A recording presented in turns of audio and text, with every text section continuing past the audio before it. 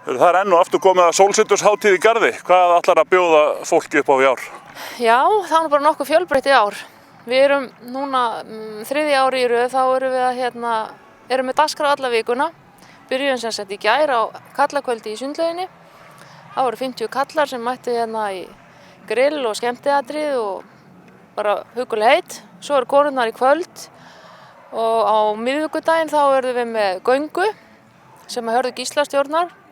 Síðan eru heimatónleikar að Melbraut 6 í Garði sem er nýtt hjá okkur núna. Er það tónlistafólk á Garðinum? Já, það er að mestu skipa á Garði en þetta er heimilisfólki að Melbraut 6 ásamt held ég megi segja bæjarstjórn sem er með þessa nýbreytni ár.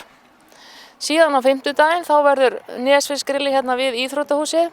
Þá verður brúðubíllinn, loftboltar, zumba, bocciamót. Svo er golfmót á miðvikudaginn, blak og núna í fyrsta skipti allavega tvískipta blakinu þar sem að lengra komnir vilja draga sig út úr skemmtiblakinu og það er á fimmtudaginn og síðan er blaki á föstudaginn og síðan er miðnættumessa. Jú, svo er náttúrulega miðnættuspinning líka á fimmtudagskvöldi.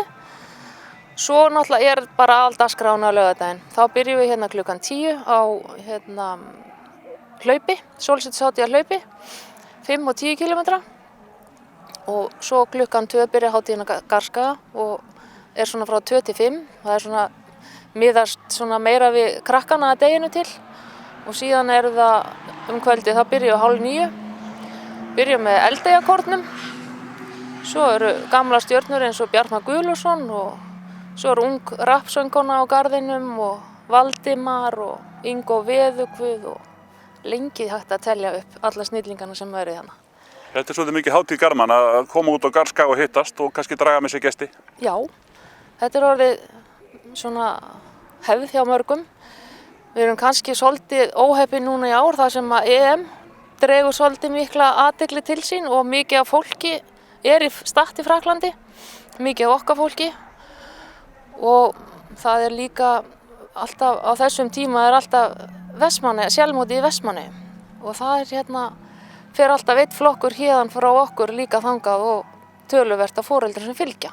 Þannig þeir eru pínu vangbrotin í ár? Já, svona pínulítið, já, en ég held að fólk mæti eins og vanalega bara.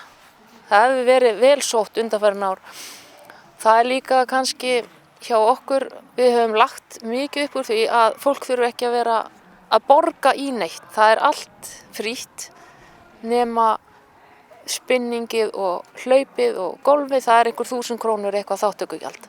Annað er nú ekki sem þarf að borga. Þetta er svona fjölskylduhátíð? Já, þetta er fjölskylduhátíð. Alveg dagskráin miðast við það að þetta sé hægt að finna eitthvað fyrir alla í fjölskyldunni. Hvort sem það eru ungir eða gamlir eða hvað.